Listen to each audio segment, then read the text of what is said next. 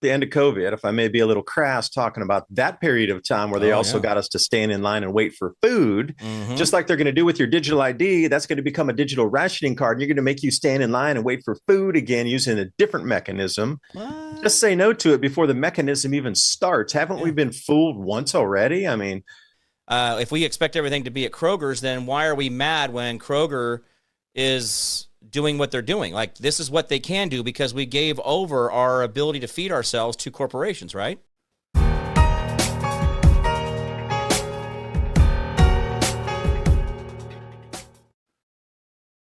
When I was over in Pigeon Forge, Tennessee, I met this man, and I was over there working with BRIGHTEON and doing their evening news as well as my own show. And I've had David Devine on here. Here's David right now. David, good to see you, sir. Thank you so much for being here. Let me get myself tuned in here with you. Bam! Sitting right next to you. Look at that. Oh, it's magic. Best buddies sitting in the room. You know, there is something good that came out of the government shutdown, I think, is the illusions being exposed and the awareness of the fraud. Like, you'd mentioned DBT. I did several videos on that, just showing the ridiculousness of it, people's entitlement of it. Like, you taxpayers work for us. Why would I get a job? And then the Section 8, the housing, the same thing, the fraud that was going on of just so many thousands of dollars, just getting stripped away while we come out here, work and pay taxes. And the abuses were just, it was so in your face. I'd never seen a segment of society like that. It was disturbing, disturbing. They were arrogant about it, but it was worse than that. It was like people actually, there's a huge segment of society, even if you're talking 1% or half of a percent in the United States or a tenth of 1%, you're still talking millions. Yeah. But have that same mentality of, you go to work for us, tax slaves, because we get stuff for free. Now you better go back to work and make sure we got free lives. I was astounded. They were so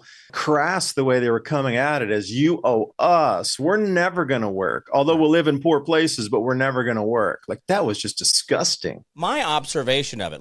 We just turn the volume off of the video, right? Or the whatever it is they're doing, the picture. And let's look at the individual and go, can you go 30, 40, 50 days without food without us really noticing?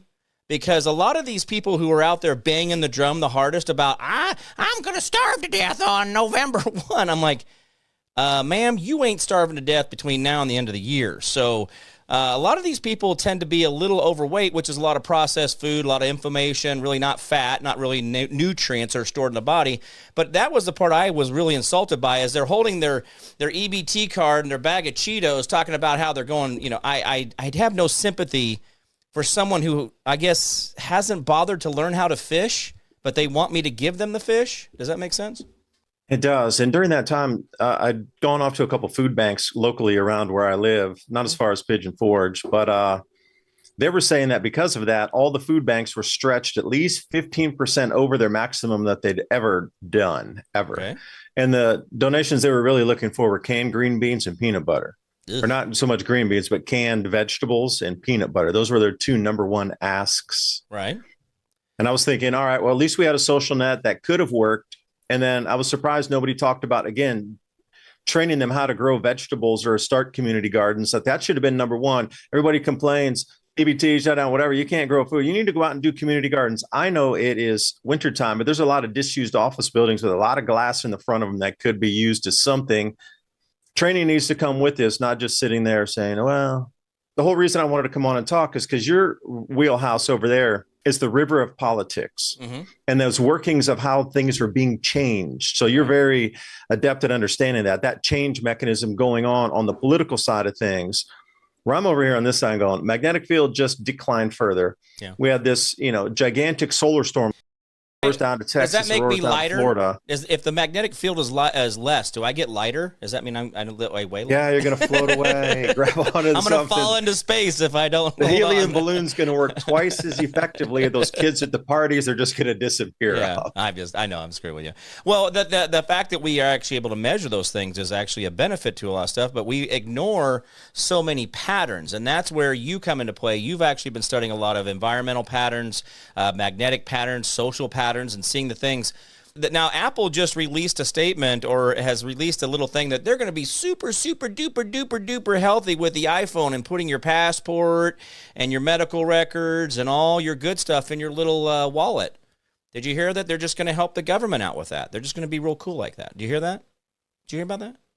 I did, but you're allowed to refuse right now. So if enough people refuse, that stops on the, like, just like everything else stopped, at the end of COVID, if I may be a little crass talking about that period of time where they also got us to stand in line and wait for food, just like they're going to do with your digital ID, that's going to become a digital rationing card. And you're going to make you stand in line and wait for food again using a different mechanism. What? Just say no to it before the mechanism even starts. Haven't we been fooled once already? I mean, I see it come again. I mean, fool me once.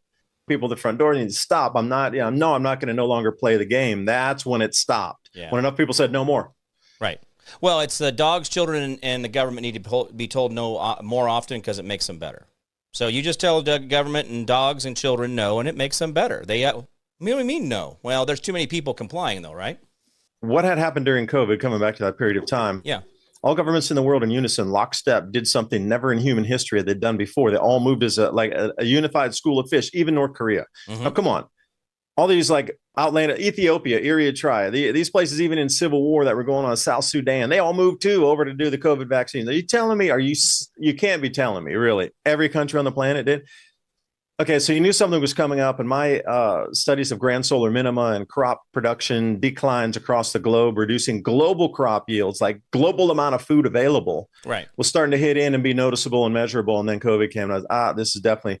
But now they're taking it to another step further, where food is the focal point of this. Your carbon credit scores on how much carbon was produced during this time of whatever it was to produce the food and bring it to market, whether it was a cow, this much emissions in methane, whether it was a truck to bring in this many kilometers or this many miles, whether it was on an airplane, or I was on a ship. All right, they're allotting a carbon score to even like a sandwich. I saw them in England.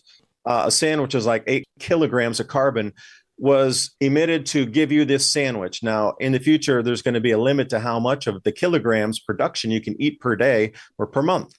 And this is where this digital rationing card comes in. Tesco in the UK is already trying this as we speak. It's on the packaging already. So the largest grocer over there, Tesco, is actually doing this as a carbon footprint to panic people into remembering that when they were tardy in third grade, it'll be on their permanent record. So Tesco is now doing this as a carbon footprint of food? Is that what you're saying? And also, to ruin your recess, they're putting limits in on what you can buy.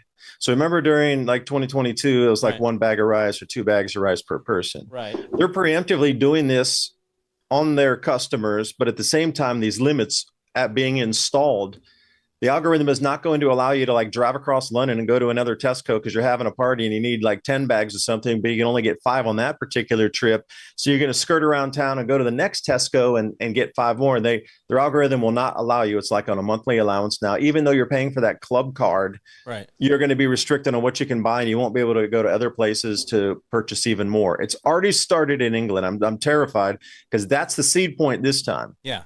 Well, so this is where we got to get educational about knowing that tobacco plants are superfoods. They have protein 3, protein 4 in it, P3, P4. We need to know about what things around our environment actually feeds us, because if we have a digital asset that is going to be manipulating our ability to function, the ability to get away from that will be the freedom and liberty, right? Will, you're talking about tobacco as in rolling and smoking tobaccos? The tobacco plant is actually a superfood.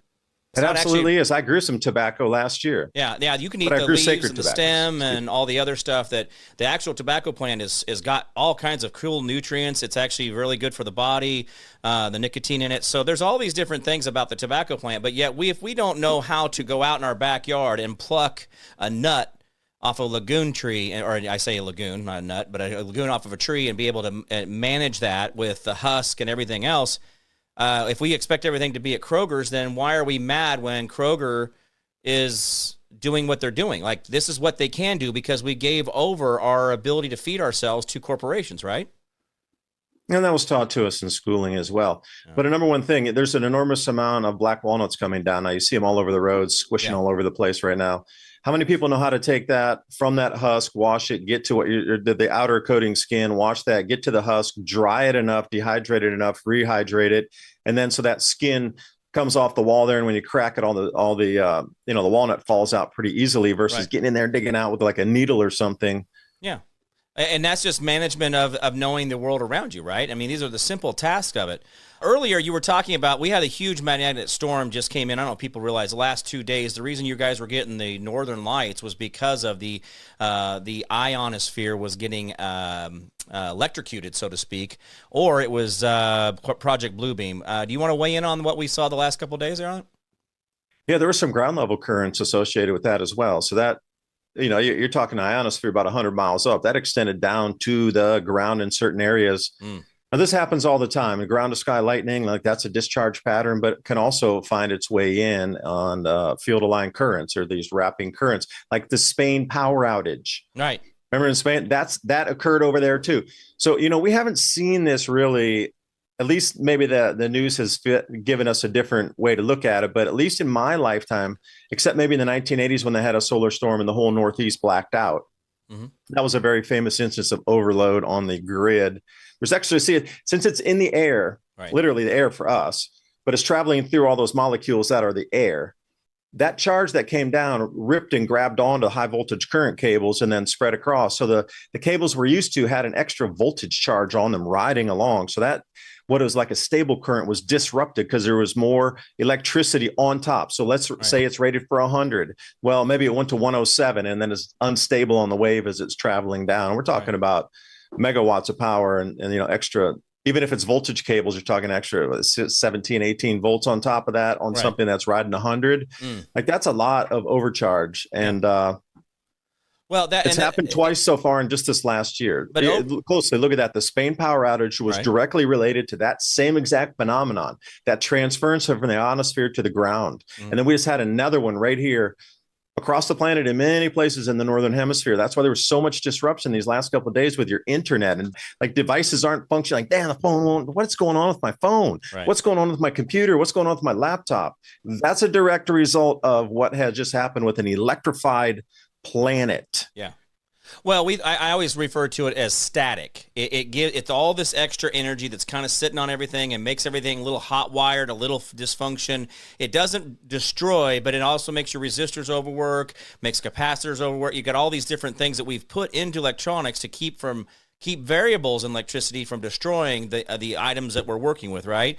Now, we're all electrical. Wait, static in the attic on channel Z, my friend. You need to continue with that capacitor because that's truly is what an EMP is that knocks out all of your electronics. So can you continue on that? Seems like you got a deep dive into it. Oh, yeah, just the idea that when we think about, well, I wasn't going to go too far into that. What I always think about is I take selenium and I take other minerals, and I know that I'm a big crystal, and I know selenium actually helps us with EMFs and radiation. And if we're not actually doing certain things to actually cleanse our body with grounding and other things like that, then we're not going to be able to handle this, and it will affect us in a real traumatic way, like people that live under high voltage power lines, for decades of their life.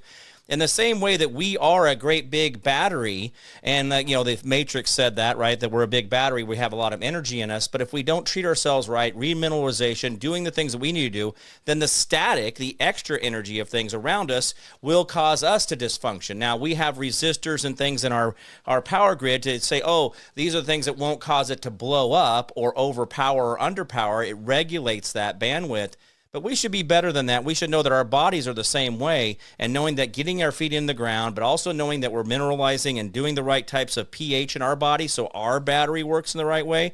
People are dysfunctional nowadays when all the pH issues, being more acidic than they should be, their burn rate, how they burn through their body is actually going so much faster because their acidity is too high and that telomere is being burned off. I know I jumped on a bunch of topics there at once, but I know that you understand what I'm saying. There's a lot more to us than just flesh, and we're not just flesh, we're energy.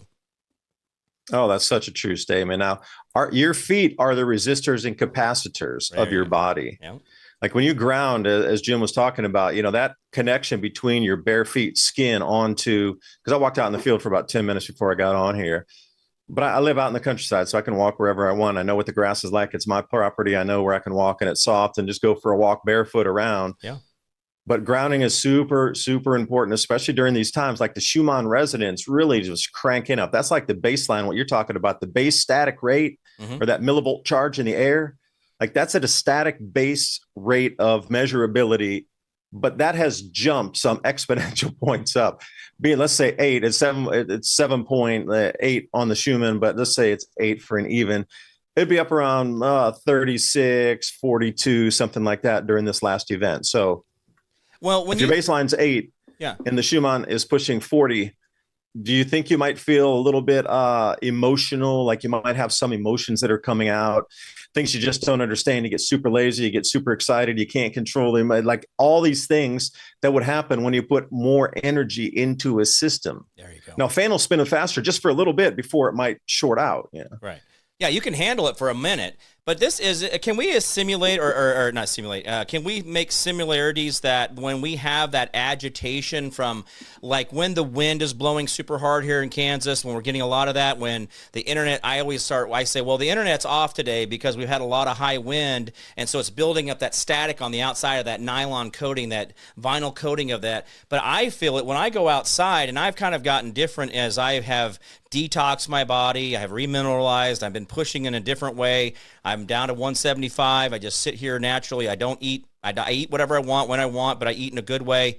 But when I go outside, when the high wind days are going, I just feel like it's like, God dang, like it's what's like I'm being touched everywhere. And, it's like, all right, wind, I'm done. I can't be with you today. You're just doing too much. Isn't that basically the same thing we're thinking of when we think of the solar storms coming in? It's that energy that's kind of coming in waves, but we are so dulled down and desensitized, we don't realize it's just an extra brick on the load we're already carrying. Yeah, most people are very unaware. Like, when did you learn about this in school? Right. I mean, did you learn about this in your home ec class? No. I don't think so. Are you learning about it now? Are any of your kids bringing home homework or anything talking about this very same phenomena? Yeah. Like, this should be brought right along with electroculture and learning how to use copper wiring in your garden to get a higher yield without having to use so much fertilizer. Yeah, absolutely. Right? Like, these things are not taught at all. Like how that charge in the air is consistently and constantly around you. Yeah. Now, Tesla had tapped into this, right, and that's when we had supposed free power. Those patents are in the early 1900s, late 1800s. Right. Yeah, I'll say that again, over 125, 130 years ago, to wirelessly, to pull that power out to make a motor move. Magnets to get two things to spin oppositely, and we're using Earth's magnetic field, just spinning magnets. So don't call it an energy generator. It's an energy concentrator, because you cannot create energy. You actually just concentrate it. And we always say, oh, I'm going to go, I got a generator. I'm like, no, you got a concentrator. And if we all just learned how to make devices that concentrates the energy around us, would we need Bell Telephone, and would we need our local power company? No, you wouldn't, because here's the most interesting thing. Like, if you're going to talk to the power company, I want to buy my electricity every month by the electron, because this alternating current, also it's just moving back and forth, the same one electron in the line. So you're getting cheated. They think have trained you as like a big bicycle chain where you're pulling all this stuff through the wire. Right. That insulation that you mentioned is only to encapsulate, so they can create the magnetic field on the outside of the wire to get that electron to vibrate in at the point of your house. It's the same one back and forth. This is how my company, I want to pay by the electron. Yeah. Yeah. You know what I mean? Yeah. And that's not taught widely either. I know. I know this stuff. Here's the problem. I did this stuff for the military. I'm the one that went in and did a lot of this stuff with them. And they would get so close to free energy. They would get right up next to it. Like, they knew, like, and then they just like, oh, we can't do that. It's like putting a solar panel on a Tesla car. Why isn't there a solar panel on the hood, the roof, and the trunk of every Tesla? Because the government won't let them. It's against the law. Did you know that? They cannot make a perpetual motion car. They can't pull the power off of the rotors as the car is going, as it's being powered. They have to not be powered, then be able to pull it off. That's why they do the braking generate collection. You understand that? You know about that stuff, right? Yeah, regenerative braking. Like when you break down and it gets that stress between that, it causes the friction. Right. But they won't allow for a caliper to be a passive rotor that they can just put a caliper on and pull power off of that, put that in capacitor as the electric car is going down the road, regenerating power out of that with the solar panels. They don't want any of that. The government won't let that happen. But again, that's another thing. But the braking generates power too. That's the whole thing. It's not just like you're thinking it's only solar panels. You're getting multiple ways that they don't use any of them now. They're like, oh, we don't do that. Why? Like that's right there. I mean, if your car's sitting outside right now, it'd be getting charged, right? But we don't realize our government is not here to help us. We keep thinking they're letting these things happen, but we're not getting the benefit. There is no true benefit to having an electric car. And if we don't get real serious about what an electric car could be. Because what we have today is a joke of electric car. That's the same thing they had you're talking about the 1800s, 1901. Yeah, you're talking the 1886 model electric car is very similar to today's model. Yeah, I'm like, we did nothing in 150 years? Like, okay, we got a battery and we got wheels. Duh. We didn't do anything extra. Why? Because the government won't let us. What about the inefficiencies of solar panels that are designed into them? That's a whole nother conversation. You've heard about that, haven't you? The only way I would look at that rationally is you're forming a package for somebody to come and pick up. So you're putting the silica in there, you're putting the aluminum in there, you're putting the silver in, and it's almost like a square package that's stackable, that if you moved it to another place, you're just moving materials that are already in a pre-stacked way. On the other side, in the whatever application they're doing, they can disassemble that super easy into the raw, or the raw ingredients or materials again. It is so inefficient. The only thing is just like a transference of materials from one place to another. It's like the things we could have done. Yeah. That's what I'm saying. I really believe with all this going on with the COVID restrictions and now the digital ID restrictions coming in, that there's something much greater that's just at the cusp, because to put into that, they haven't repaired or are not repairing our infrastructure very much. So it means that when we cross the line to this new, whatever it might be in front of us here after the event is over, they're not counting on using the same infrastructure or for it even being intact. Maybe it's just a non-usage thing where they will invent electric Vedics and we'll use the road systems, but in a different way. So even if they break apart, it won't matter. But just look at that. None of our infrastructure is being repaired. The entire world, as we see it, is shifting from normal like paper money into digital currency and stable coin issue and central bank digital currencies. You're going to have this digital ID to access food. And when you get to the food, so far, even as we speak today, they're already putting limits on what that will allow you to buy. Now, why is that? So we're heading into this world. Are they trying to make sure they know where everybody is after the event? Are they trying to get to the point where they're going to get you ready to ration food because our crop zones just aren't as robust and yield filled as they used to be? I mean, what is coming up? You've got countries jumping on bread baskets across the world in invasions to get that food growing area. We emptied out North Africa and the Sahel of all those tens of millions of fighting edge men, sent them up to Europe, and that is a new area where they could do a double rotation crop that's larger than the entire United States, not just our grow belt. The entire land mass of the lower 48 is that one section of the grow zone. They've never tapped those aquifers in the Nubian sandstone aquifer beneath, or the Sus aquifer, any of those giant aquifers under North Africa, Central Africa. I've never tapped them in like an industrial fashion, like we've ruined our croplands for 100 years. So think about that. You start the new economy, you set up the grow zones, all the infrastructure needed to build out, obviously materials and investments, stock companies, and then the water from beneath and then the above ground water rainfall patterns are changing too with this more large, robust cycle. Where much more rainfall is coming through the Sahel now. So they're getting the above ground and they could tap to beneath the ground. And that is a new growing area. But the problem was there was too many people that were living there that would say, give me part of the profit. And they're like, you're out of here. Oh, the resistors. Oh, they're going to resist. They already knew those men would resist. So they sent them off. So that we are getting very precariously close. I think they're at the very end of the send off of what would be resistance in North Africa and the Sahel outside. They're never coming back. So they've thinned the numbers of the resistors out of there, and I think we're getting close to setting up a new grow zone in there. So military.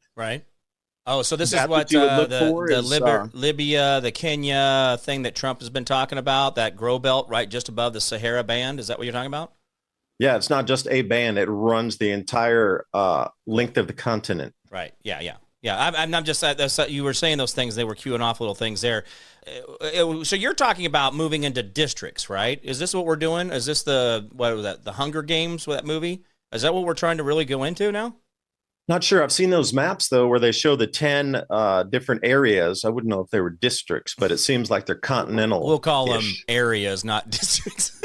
It's like areas, fenced in place. Where you have to have a passport and money to cross across. And don't worry about all that. That's just normal. I mean, that's just that invisible thing there, that stuff called air. You're not allowed to walk through it unless you have our permission to walk through air. What was that? What was the movie, the cartoon with you had to buy canned air? Remember that? I can't think of what that stupid thing. It was 2025. That's the well, yeah. I was gonna say no, 2026. Welcome to you, brand canned air. No, it was the one with the elephant who had the little what's his name, Herta Who, and they had cans of air. Did you remember that? And they were cutting down all the little Q-tip looking trees. And anyway, it was like, all right, I'm out of here. I don't know what I'm talking about. Keep it going, man. I'm just trying to visualize it. It's like Chat GPT. Yeah, it was. Give us an image. It was something who heard a who, and it was a Dr. Seuss book, and then they turned it into a little cartoon. But basically, they were running around and they were, breathing corporate air. Oh, you want real air, and you'd have a can of air. You wouldn't just. It wasn't the air around you. Like, I don't know. It's special. So anyway, I don't know. Like, well, so what's the benefit to that? Do we become the outlaws that are like Mad Max? Is it Mad Max, or is it another form of that, or is it the Hunger Games? I mean, what are you seeing it coming to at the end here? What are they trying for? What if it's none of that? Well, that'd be great. That's what I want. Yeah, in the end, so when you're looking at these changes in the sun, you're looking at on the smaller of the cycles, a 400-year cycle in solar activity, where we come into a really low period. Yeah. Crops fail. And what if you're coming into a set of 5 of those where it's a more powerful cycle and once in a 2,000-year cycle? Right. Once we get it up into this. That's extinction level, right? No. It's a thinning cycle. Human changing. Yeah, there you go. It would be human changing in terms of consciousness. Right. In terms of our physiology, in terms of the way our hemispheres of our brains, the lobes of our brains process information. So the very next generation born into that would be their state field for the magnetic field, where ours is, we were born at a certain time with a certain strength in the magnetic field. Mm-hmm. Now, since I've been alive, it's dropped 20%. So if you think that your brain might operate in a slightly different magnetic field alignment, and you would know more about that. Yeah. Well, what if we're coming into a time where all of these magnetic anomalies, and if you believe in the yuga cycles, were rising in vibration daily. So when you're talking about, imagine if our average continuous electrical frequencies continue going up and up and up for the next, say, 8,000 years from this point, daily, getting stronger until it reaches an apex, and then it starts to diminish every day. And every year for the next, 6,000 years, and it comes back down, and then it starts this ramp up. Well, we've just started the increase from like the 6 o'clock position, going back up, and energetic intensity increases on the daily, on the yearly, on the decadely, on the century, on the millennia, upward. Mm-hmm. So this is the reason I think government's trying to hold on so hard, is because the systems they set up in this darker, lower vibrational energy aren't going to hold us anymore. Right. So they're trying to jump ahead to get the grasp while it's rising. So it's kind of like Gretzky. They already set the thing up where you get up into the puck. Yeah. So puck you. Right. So this is where we're seeing the age of Aquarius, when people talk about the new energy, the new positivity you can't control, but also the Great Awakening. A lot of these things seem to fall in place, and then even there was the rumor that went around in 2012. The elitists understood that they would not be able to control us anymore. Let me ask you a quick question here. Have you noticed in the past decade, or maybe 8 to 10? I mean, I say decade, that's 10 years, but in the last 8 years, or maybe in 4 years, has the sun been whiter and not as yellow as we used to remember? Am I imagining that, or is that my LED brain getting washed out here? No, that's correct. And I mean, everybody can attest to it. Now, they will try to tell you it's because of some sky anomaly, or you're looking through clouds, or you're looking through something in the sky that's bending it and making it a white color with some sort of pollutant or dispersal.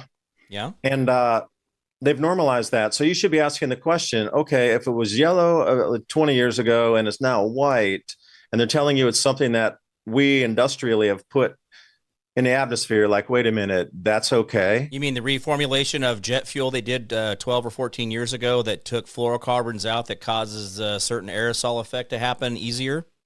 You mean that? Well, I can't use my Nair haze spray because it's going to release the CFCs up and destroy the ozone, that particular type of chlorofluorocarbon. That actually wasn't bad? Is that what you're trying to tell me? Are you telling me it wasn't bad? Are you telling me we could have big bar hair? Oh, if you're telling me I could still have big bar hair and those jackasses took it away from me because of their stupid regulation, because I can't have final net big bar hair from these women, I am rolling some tables. Jesus, let's get it done. Are you? Yes, it's coming back. It's coming back. I got you a 50-gallon drum with its own pressure. Man, the government did it. Pressure comes with it. The government got me again. They took my big bar hair away. Sorry, Dave. I just go off on little things here and there. I appreciate your sticking to the topic. What do we do? Do we know what is actually causing the whiteness of the sun? Is it because of what they've done with the glitter or whatever it is that they, who can't find out who is the number one purchaser of glitter on Earth? Or what are they doing? Are they screwing with us? Or have they figured out how to get the sun deflected? Or the sun has actually turned white in its irradiance, and they don't want to spook the planet that the sun has changed color. So for the normal person, you go, it's yellow, it's white. Okay, the easier sell. Fairy dust, fairy metal dust. So they don't know. It is to try to say, by the way, humans on the planet, it's changed from yellow to white. And this one of the leaders at NASA a few years ago published a book, said it's going to turn blue. So next step down in the irradiance spectrum is probably going to be blue, according to John Casey. And if you ever read his first book, Cold Sun, right on there, the angstrom wavelength is blue. So that transition from yellow to white. And if we see a blue tinge, then that sort of comes into the blue star Kachina and all these kind of, more ancient of prophecy coming from first peoples. What's the name of the book? What's the name of that book? What is it? What's the name? Cold Sun. Cold Sun.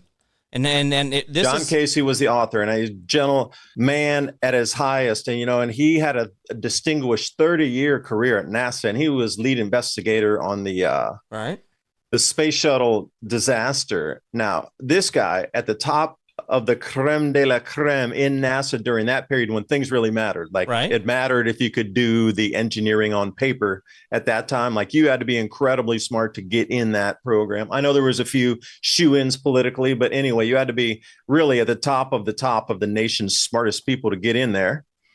30-year career, and he starts talking about solar cycles, and cycles in the sun were responsible for really low solar activity collapses civilizations because they lose their crop yields, and that type of low solar activity, the jet streams can go out of their flow, and that's the reason that the rainfall patterns change, and why there's massive floods in some areas and droughts in others, because the magnetic field that locks tight and that locks that pattern in. But once it gets really weak, like 2 solar cycles of no solar activity, that'd be a regular grand solar minimum. Right. And he started to pick these things out over the last 12,000 years.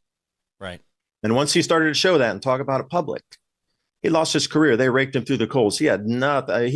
He was very bitter at the end. But that's what science says the sun does, is go through cycles. Why are they rejecting exactly what they say the sun does? I know that, and I'm not a sun scientist. But they're saying the sun scientist was wrong for saying that it goes through cycles?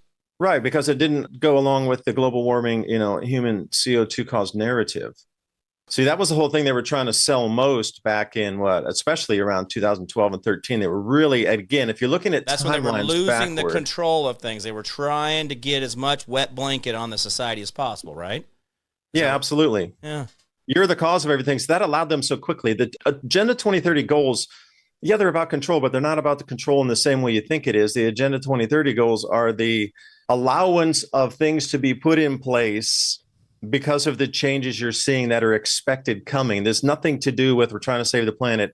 It's a control mechanism net of all these different parts that'll be sandwiched around the globe in unison, but they need that in place before this event were to happen. So instead of coming out and say, by the way, the sun's going to turn blue, we're only going to have enough food to probably feed 3/4 of the world's population, and I want you to keep going to work tomorrow, obey the rule of law, and pay your taxes, okay?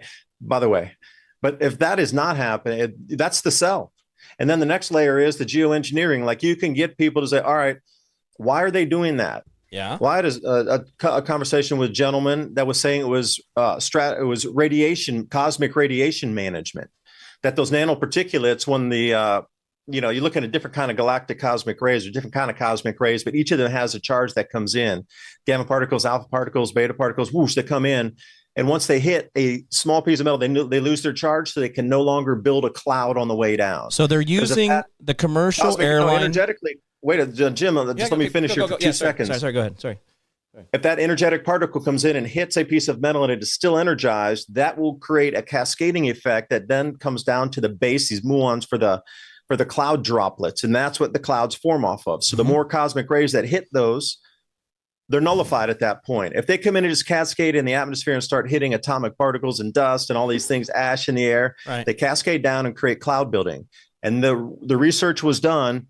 If there's no mitigation done and there's nothing to remove the electric charge that's going to be coming in from cosmic rays, then we would have a 7x increase in floods, because that is the known ratio now, a 7x increase on incredibly low solar activity periods where more cosmic rays come in. They build 7 times more clouds during those periods. And this is one of the reasons that leads to all these floods, villages washed away, rivers going out, crop lost, soggy, can't plant. And this is one of the reasons the crop yields decline. Is this a direct relationship? So part of this program for geoengineering, at least as I was told, is cosmic radiation management to knock down all, or not all, but many incoming galactic cosmic rays, nullify the charge, and then it won't cloud build. But they need to sell to the people that it's geoengineering, because cosmic radiation management, if we stop, the amount of floods on the planet is going to increase by 7 times. Right. Like, that is a hard sell.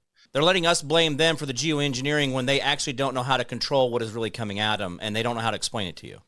So they don't know, and they know what's happening, but they don't know how to change it or how to explain it. And so they're just like, "Oh, we're doing it." Is that what you're telling me? But there's no way to control it. Yeah, so they're just those like, energetic particles are coming from outside our star system. It's not. It is including our star. Yeah, but we're talking outside the star. Yeah, right. Yeah, like light years away of this stuff just pelting through. There's no way to stop it. So we're hurtling through space. By the way, I don't know if anybody forgot that we were like, we're moving with a corkscrew fashion, flying through space. Like, so this is. But it's a known cycle. That's the thing. It's a known cycle. But this goes back to the Tartaria of things. When we got all these old buildings they can't explain, and they're like, "Oh, we built those during the Civil War. What are you talking about, Jimmy?" I mean, this is again they don't know, and so they just make it up. Is that what we're really up against, Dave? I mean, this is the leadership of the Earth, is they really kind of make it up as they go along? I think it's just rewriting history to obfuscate the cycle that's always known. So you got to think about collections of information. Right. God, yeah, like who has the information of these known cycles? And for me, it's about the onset, and then you get into the intensification phase, and then you get into the apex phase. Well, if you knew this, that we are definitely in the amplification phase right now. Right. The beginning of it was, a few years back. I would say right around 2018, 19. Now, just walk, if you want to, let me do my mind experiment with y'all. Mm-hmm. At that point, they were already talking about yields not being enough across the planet, and like coming into the year 2019. Right. So we got the banking crisis where the repo market was almost collapsing at the end of that. There's a huge amount of news of financial crisis coming in. Nobody's looking at the crop yield reports. Right. And then suddenly COVID comes in. And what do? They shut down the universities. They shut down all the catering. They shut down all the restaurants. So think about the extra amount of food that got pumped into family homes where, when I was living in China, they did a huge amount of research on feeding communally. It didn't work because people would not finish all their food. They would just sit down with another bowl of food and meet a friend and then waste the entire bowl. But if you're cooking at home, you generally do leftovers at least once. Right. So the amount of food wasn't noticeable because they rationed it and took everybody off and redirected the food for those years. But obviously we reached that inflection point where there was a stability, like carrying capacity, equality, or equal zone there. And now we've stepped down again. So as we come into 2025 and 26, we're starting to see a more ratchet of control and like really fast implementation. Right. Again, it comes down. Our global governments have never done this in the entire history of the world, except 2019 for COVID, and beginning it again right now with the digital ID. So I think it all revolves around food again. Now, this time, instead of removing people from the planet, closing all the businesses, all the small and mom and pop businesses that railroaded every interaction into just large stock market listed companies, they're going to be the gatekeepers of what's available in the future. So if that is Taco Bell wins the fast food wars, like in Demolition Man. Yeah, like the AI data centers. There shall be only one Highlander. These data centers are wiping each other out to then suck the power into themselves and grow twice as large. This is so childish. I mean, David, this is not creative, is it? This is just really weak, lack of leadership, lack of risk aversion. Like, this is all risk aversion, right? Isn't that what we're doing? By creating these these great, huge, big companies, there's no risk of a mom and pop going out of business if it's Taco Bell. Is that what we're doing? No, it's because they need to railroad all usefulness, functionality, and access through the Fortune 5s because they will implement what governments cannot implement directly themselves through legislation because it would be unpopular.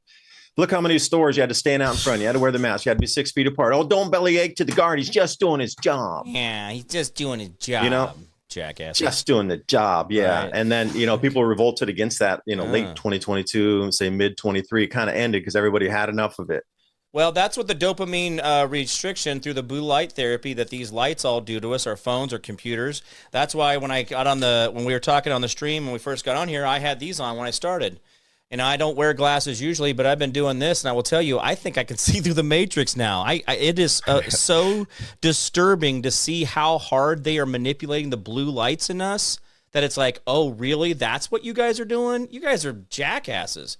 When I wear these yellow ones during the day and the red ones at night, I think I'm seeing why it is what they're doing and why they're doing and why things are very interesting when they're really not. When you have these on, a lot of the shit that we couch lock for, we binge, Netflix and binge or whatever it is. I don't see. I'm like, this is stupid. I don't want. Maybe that's the pattern. Maybe that's the receiving pattern in the blue light wavelength. That's where the message is delivered through a single spectrum in the wavelength of light to you. But it's not as a complete message. Like I'm standing here talking on the camera, you can see me 3D. There's quite a bit more going on. But if you could reduce me down to a single spectrum of light, and then sandwich this message right now subliminally into what you're watching as just one level of light that's delivering a different message the whole time. Now light, again, it's photons, it's energy, it's consciousness. So could it not be reprogrammed to move itself and carry a message differently? Of course it could. Well, the non-ocular visual receptors that are in the eye that actually are 100 times or 1,000 times more. There's 1,000 times more of those than the rods and cones that we think we see through. There's these non-ocular receptors in the eye that they know they can program. I mean, they use it to move cattle nowadays. They still do it. They learned in 1908 that they could use blue light and frequency to move cattle. They knew that. Now, I have cattlemen tell me today, yeah, we still do that today. Blue light and frequency, they can move herds of cattle without ever touching them. So again, with the Netflix and chill, which is the grandson of the guy who invented MK Ultra, isn't that all DARPA shit where they're blue lights? And that's where they went to the LEDs. That's why Obama outlawed incandescent lights and pushed us to LED so that we had the hyper blue lights, which is all the blue lights that during the COVID era of things, when everybody was all freaking out about the blue lights, they thought that was the programming was the fact that the blue lights were always there, but the white fell away and you saw the blue lights. That's where we should have been mad because that's what everybody was doing in COVID, staying in, getting all these LEDs. And now you don't want to fight, but you got enough energy to tip tap and be mad at each other on a keyboard, right? This is they've got us. We're a bunch of monkeys. God. All right, Dave, you always get me wound up. I don't know. Does the color yellow blend through that? Speaking of bananas, what would it be used for? And by the way, you bad blue light people, you stole the Cowboys' jobs. Well, you got to think about this. You and your fancy drones pulling blue lights everywhere. You took all these Cowboys' jobs. You're already getting outsourced by AI. So if you're a cowboy, beware of the blue lights. Some people say beware of the white lights in the forest. Whatever. Same, but different, I guess. Is it Sasquatch or is it Bigfoot? Which one? It's definitely Sasquatch. Okay. All right. Yeah. Well, I'm a Bigfoot guy. So. Sabe is another name you might be familiar with. It's tribal, man. I'm Bigfoot. I can't believe you believe in Sasquatch. Fully, man. They have their own culture. You just don't know enough about them. You're an outsider.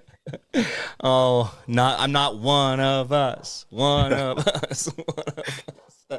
Oh, but think about the changes coming in here. Just on a serious note, why is so much money being spent that there's going to be so many trillions in losses just at the speed they're doing it that it's just out of sync and out of balance. So whatever they're doing has to be redone, and that amount of money just pushing us over this goal line. It's like somebody saying, you need to push them over the line. Yeah. Like, I don't care how sloppy it is. You're not going to dance. I don't care if you dance over the line, jump over the line, 1 foot hop over the line, roll over the line, and you get shoved over that line. You're going to get over it because there's always these must-do dates for all the legislation and the different global governance structure goals got to be done by this. I'm telling you, somebody knows the absolute intensification point where it can't be hidden from society anymore. We are super dangerously close in there we are somewhere. close. Whatever they wouldn't that be moving this fast and this sloppily to get everybody onto a new system unless it was really this close. That's what I'm saying. Yeah, there's something, and if it's not the Great Awakening or whatever it is, whatever this wet fish to the face, it's coming.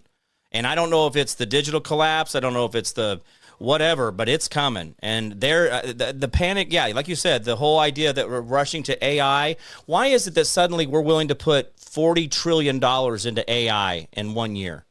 Like, why is that globally the investment for AI, all these big places? And AI is not that cool. We had Ask Jeeves. AI was forward-facing in Japan in 2000, the year 2000.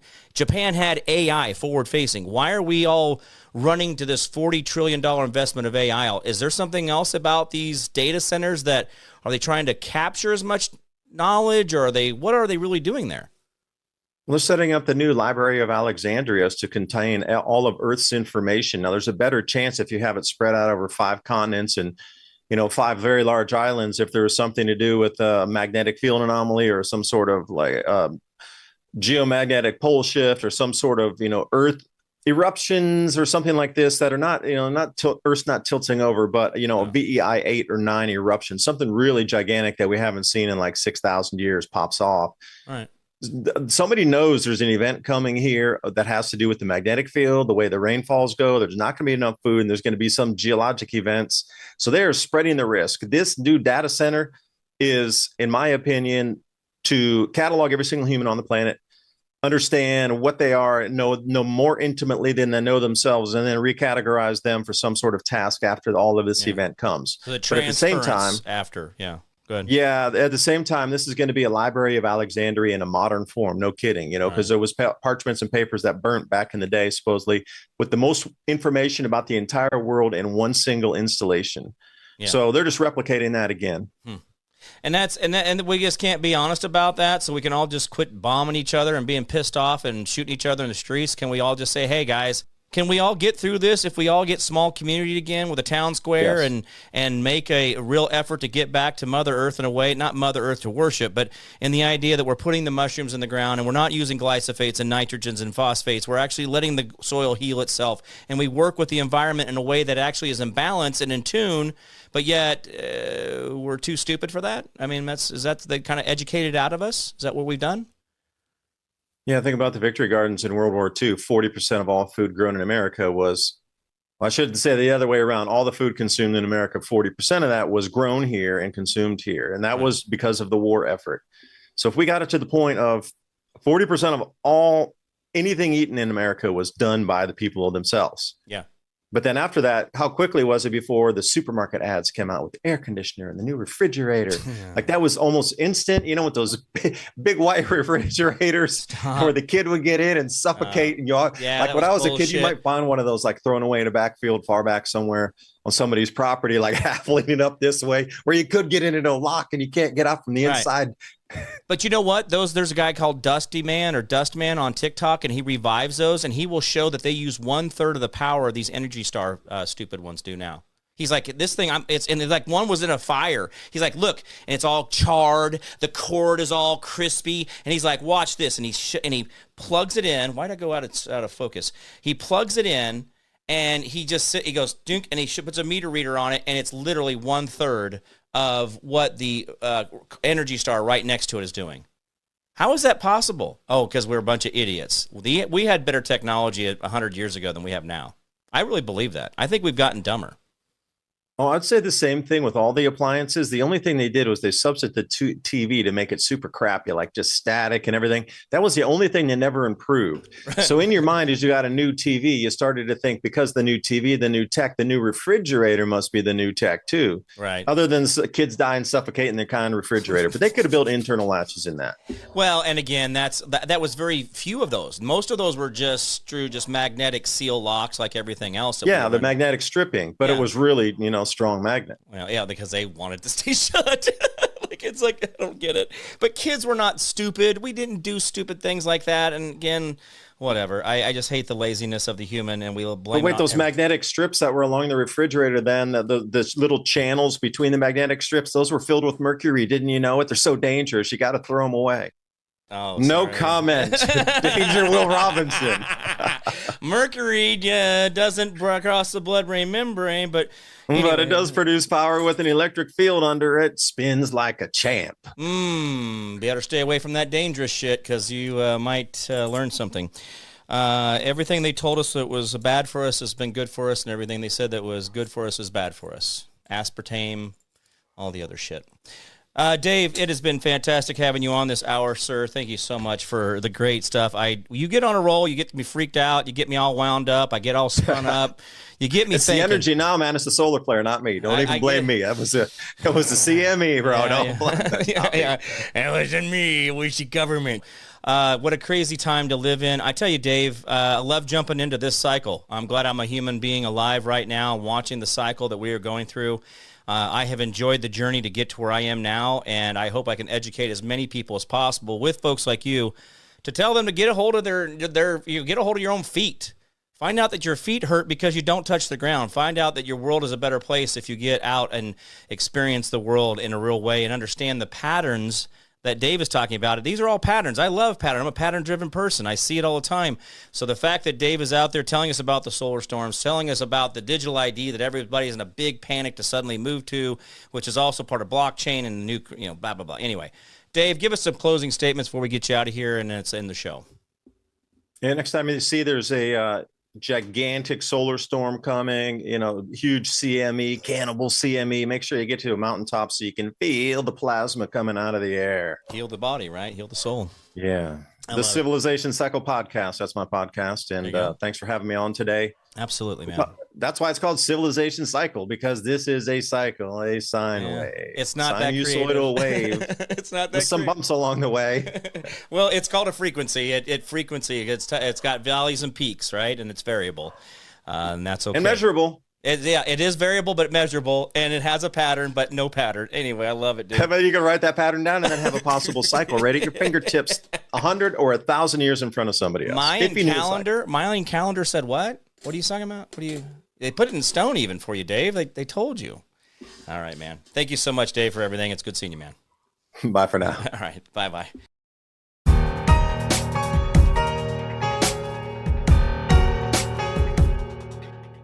Thanks for joining. I hope you got something out of the video. Please visit our sponsors, vni.life/civilization. The gut bundle for you. That link's in the description box below. And please support us, buymeacoffee.com/civilization cycle if you like information like this. And until next time, bye for now.